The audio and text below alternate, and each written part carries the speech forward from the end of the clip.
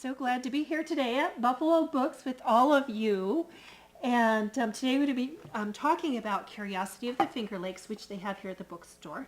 This is the first book I wrote, which was Myths, Legend, and Lore, Central New York and the Finger Lakes. And the second book was Forgotten Tales of New York, so you might be seeing that here soon. And then they have Curiosities of New York as well. But today I'm going to be focusing on Curiosities of the Finger Lakes. And what this book is, in large part, it covers many of the stories that are from here, from places or from people in the Finger Lakes. That includes legendary stories and mythological stories and some historical stories. So it's really a bit of a mix. And today I wanted to share some of those things with you. So many amazing things appeared in the Finger Lakes that you may or may not know about. One of the things I found especially surprising was the presence of so many pre-Columbian ruins or artifacts in the region. And that to me was absolutely stunning, because I think of this region, I really think of the Haudenosaunee, and that's what comes to mind as far as Indian populations. But long before that, perhaps thousands of years before that, there were other people occupying the land. And even, just before the Haudenosaunee pushed other people out. And one of the places that contains remnants of these people is actually very close to here. And it's a place called Excelsior Falls. Astonishingly beautiful. It contains 4 waterfalls, and one is said to be the largest waterfall in New York State. And people think that maybe it's, Niagara Falls, but apparently that's not the case. The place is open for hiking. It has trails in it, but it's not well marked. If you just go over to the bottom of Seneca Lake, where Watkins Glen is, and then you go north on the east side of the lake on 414, just a smidgen.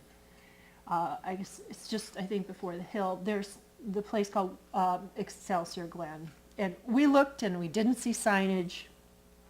And we thought, is this it? There's no parking. As I say, it doesn't look like a place you'd stop, because the road's right there and there's the Glen, But you can. And if you find a place to put your car off by the side of the road, you can either walk up the cliffs and go to the 4 waterfalls, or you can go down into the Glen. And if you go down into the Glen itself, you can look across from you to the north cliff, and that's where you will find, if you look carefully, old Indian pictographs. Now, these pictographs are very basic. They're simple lines, and they don't stand right out. They're a very dull red, and all they are simple lines. What they're thought to be are pictographs that indicate how many people stayed there, or perhaps the number of canoes that the people were in. This location was thought to be, back in pre-Columbian times, a site where Indians of some variety, we don't really know, would stay for hunting and fishing trips.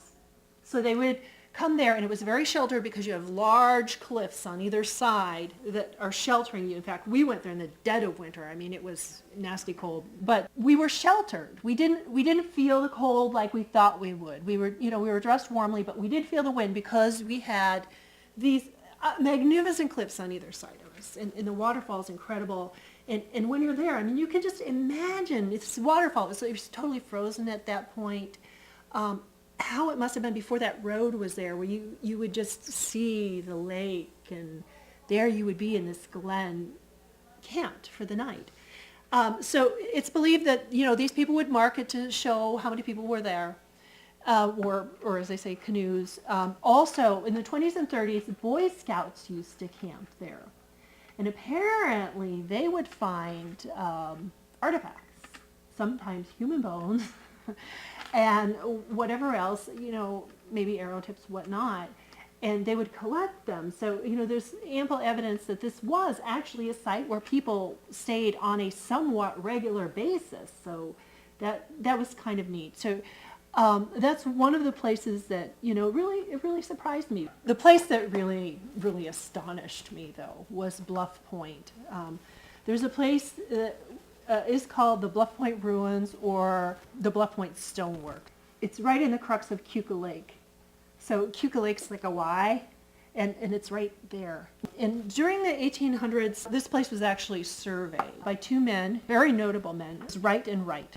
One was a Dr. Samuel Wright, and he was a very knowledgeable man. He was a medical doctor who became interested in astronomy, and he became interested in fossils and shells and insects and plants, and they studied a variety of things. He named different fossil species. They did a lot of different things in different areas of natural science. They were not archaeologists, but they did what was the first survey of Yates County for the state of New York. I think maybe the first survey of any county. And among the things they surveyed was the site.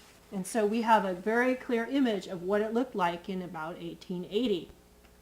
There's a couple things that are notable about this. First of all, the compass is upside down, so it's actually, you have to notice these things. They didn't use regular compass convention. But this road here says Modern Highway. And Modern Highway is Skyline Drive. And they also describe the site, what was there at the time. Apparently a pine plantation was there and also some vineyards. And that's pretty much what's there now. Today, you can't see it. I mean, you can drive by there, but you don't see anything. And it apparently has just been overgrown and, dirt's covered and whatever. But at the time of the survey, they did this, and this is what they found. The site was about 11 acres big and built entirely of stonework, which is really remarkable because, the Iroquois weren't using stone. I mean, this is obviously something that is, not very usual in this area. And these things that look like roads, someone said, oh, are those roads? I'm like, no, they're not roads. They're what the surveyors called graded ways. And I had no clue what a graded way was. But fortunately, they did draw a little insert here at the bottom. And what they were is basically raised areas where stone slabs were placed like this all along, and then there was a stone cap. And these graded ways were maybe about 2 feet tall at the time of the survey, and it could have been anywhere 3 to 8 feet wide, and maybe 500 feet long. Astonishingly large, and you can see the complexity of it. There's a lot of mystery involved in this. They found every once in a while holes that looked like they could accommodate posts. So maybe there were posts and some sort of roof over this. We don't know. What was it used for? We don't know. Who built it? We don't know. What was it for? We don't know. See, there's so many questions. I mean, was it some sort of habitation? Was it a religious area, ceremonial area? Was it whatever? They did discover some interesting things. And you can see here, there were monoliths, basically large stones, 8 feet high, whatnot. Numerous ones, some of them, had fallen over at that point. Some were still standing. In one area, the men removed some gravel and whatever else was there and discovered old maize. And they, being familiar with plants, as I said, they were, amateur botanists and, described a lot of things. They recognized it as a variety that had been in southern Florida. They thought it was similar to something that was in southern Florida, before the people came here from Europe. So there are a lot of interesting things about the site. And it's quite extensive. And what their theory was, and it sounds quite logical to me today, but the people at the time rejected this, is that it may have been something built by the Hopewell Indians.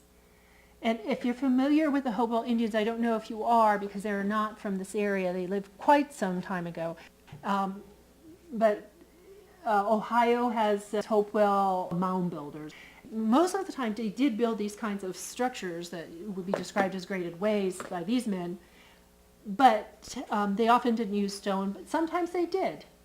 And they built these incredibly large areas of mounds, basically, that nobody still really knows what they are because they didn't leave written descriptions of what they were.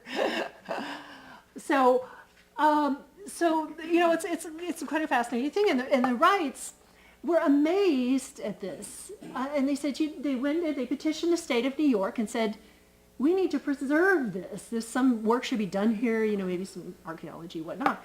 And this should be preserved because we've never seen anything like this in this area or really in the United States. And we believe it's an important site, and nothing was done about it, ever. And as of today, if you drive by the site, you see nothing. And the theory is that it is actually now underground. Apparently in the 60s, a phone company came through and they were laying underground lines, and they started hitting stone, and they started to dig by hand. And then they started uncovering these large slabs that looked like, the size of the graded ways. So the idea is that it's there. Parts of it were taken for some houses early on by settlers, but the majority of it they believe is still there, or some people believe that. It's never been viewed by an archaeologist. It's never been studied. It's just hidden away, and that I found quite remarkable and fascinating. They actually had a couple of people do some things up there. There was a Hokie newspaper reporter from Canandaigua who went there and supposedly was going to excavate the site. He wasn't an archaeologist. He got a bunch of people together and they were digging stuff up and planting things, planting fake artifacts and stuff. But there are also some things that look like real evidence. A couple local people found some copper-tipped arrowheads. Well, the Indians around here didn't work in copper. The Hopewell actually did. They had copper available to them on Lake Superior. They also had an absolutely huge trading system across the parts of the U.S. So that might also suggest that it could have been them. There's some interesting things about it, but again, it's not really been scientifically explored like it should have been. Now, I found a little place called Sherwood, New York. I'll read you a little bit about what I wrote on Sherwood because I think it's quite interesting. Obviously, this area was very active during the abolitionist movement, and they were a hotbed of activity in Sherwood.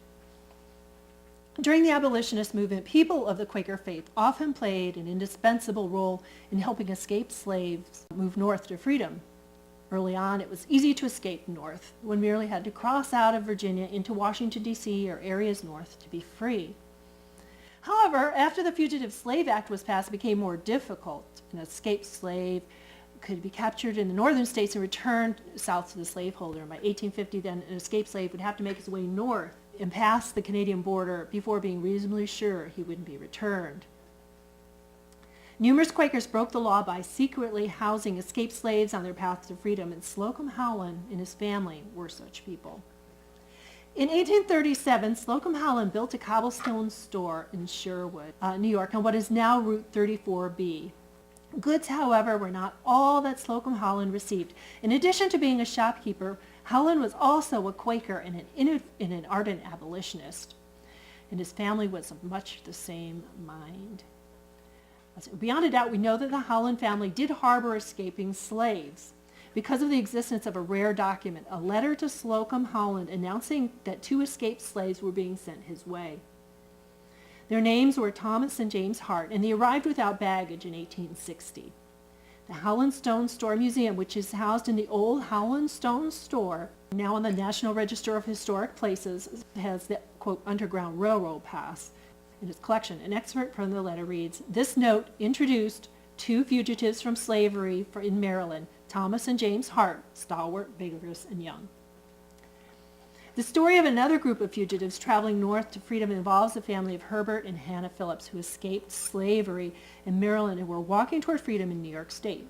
Herbert Phillips was a seer, He had a dream one night in which he saw an intersection in a stone building. In the dream, he witnessed a man crossing the road in front of the stone building. The next day, Herbert was told to stay in Sherwood. He said if the place he had seen in his dream, if it was this place he had seen in his dream, and if he saw the man he saw in his dream, he would remain there. If not, he would keep walking. As he entered Sherwood, Herbert saw the stone building, the Howland Stone Store that had appeared to him in the night before in his dream. He saw the same intersection and the same man crossing the street. It was Slocum Howland. Herbert and his family stayed in Sherwood with the Howlands, just as he had prophesied. So I'm going to just show you a quick picture of this is the Howland Stone Building, but it's a little cobblestone building. If you go inside, they have a museum in there that houses the Underground Railroad pass I told you about, but also a museum of curiosities, because the girls of the family traveled and well, they were merchants. Apparently they, were well enough off to do that, but they collected these odd curiosities from all over the world, and they brought them back to have as a museum in their little town. So if you go upstairs, you can see these same odd items that were collected, sometimes like your everyday things, even food. And so one of the most unusual items that they have is actually a piece of Susan B. Anthony's 78th birthday cake. And it's not particularly well protected. It's in a dish, and it has like a bell lid, glass bell lid, and it's all desiccated and icky. I mean, you really wouldn't want to eat it anymore. But what had happened is the suffragettes decided to have a birthday party for Susan B. Anthony. They loved her very much, and they baked this 4-foot birthday cake. And Susan B. Anthony was very cautious about money. She was always looking for money for the cause, and also to keep everything going with herself as well.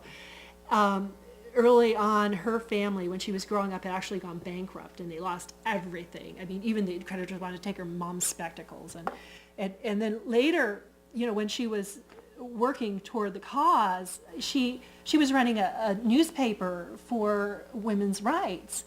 And she wouldn't get any advertising for it because all the men owned the businesses, they weren't going to advertise in her paper. So she was running a deficit all the time. And at one point she was just incredibly in debt and decided, no, I'm not going to give up. I'm not going to do this. And she worked her way out of it, by speaking, by doing all these things. So anyway, what she said is, we're going to sell slices of the cake.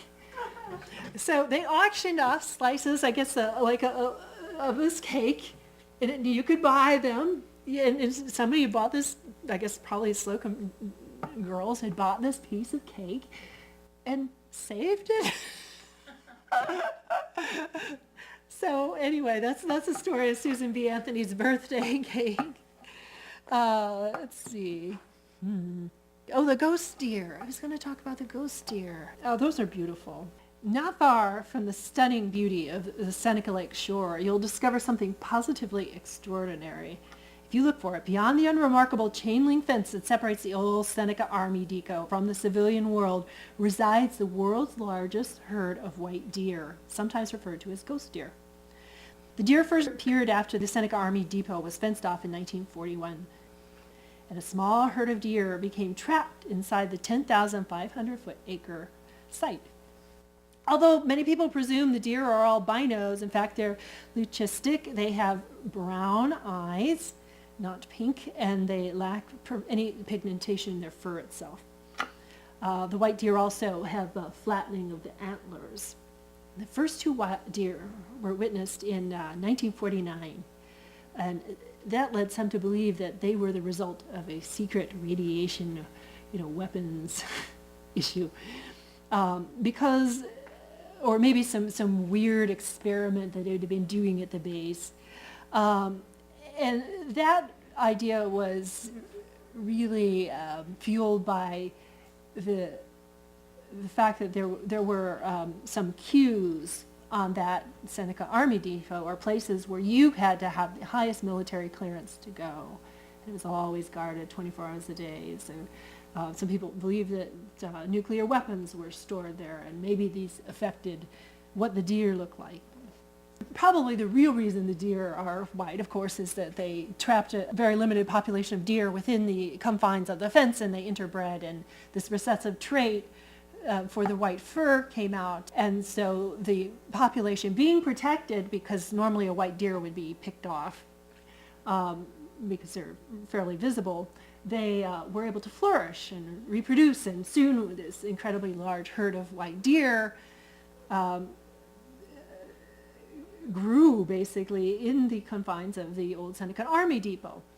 At times also the Army tended to tend the deers, in that they decided that they would protect the deers. They weren't going to shoot the white deers. At times when the deer population exploded, they would shoot the brown deers. And there were more brown deers in the confines than there are white deers. So the white deer population was able to grow. That was Colonel Franklin Kimball that forbade the shooting of white deer. And so they became very active in the conservation and management of these unusual deer. So the Lenape Indians considered the white deer a sign.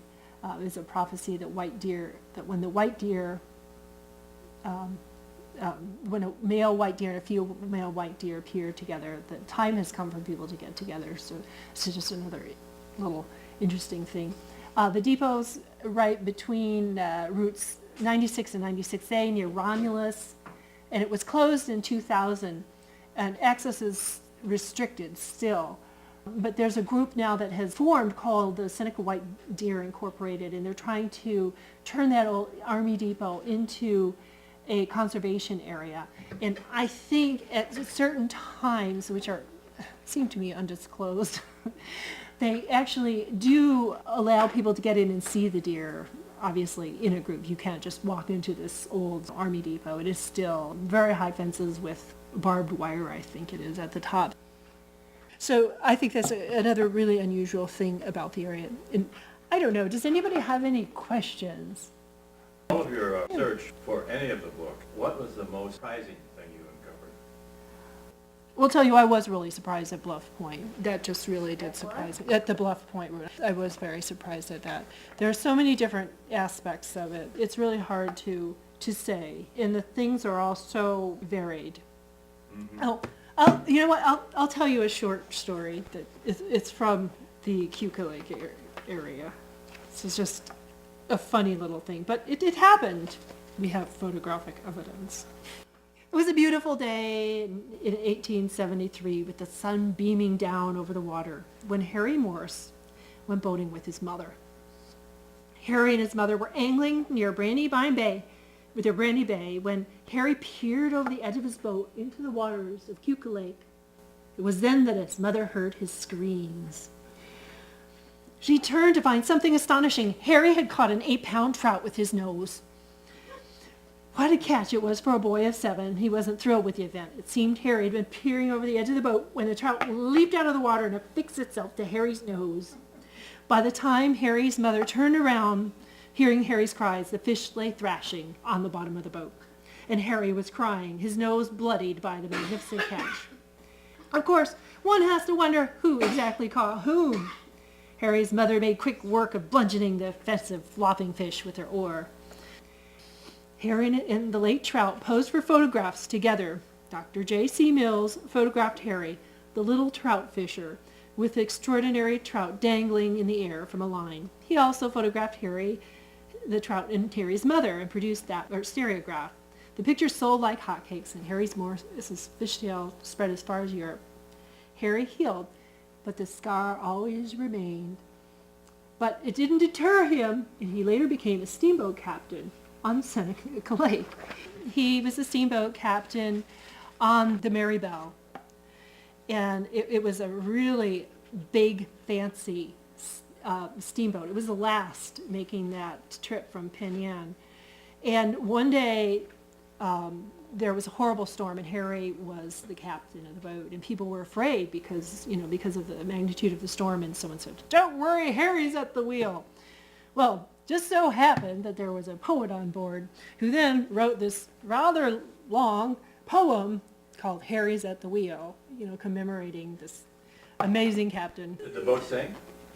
No, it made it. Well, thank you very much. Thank you for coming and for all your interesting comments as well. That's how I learn things too, and people come up to me and explain, a lot of things that I don't know.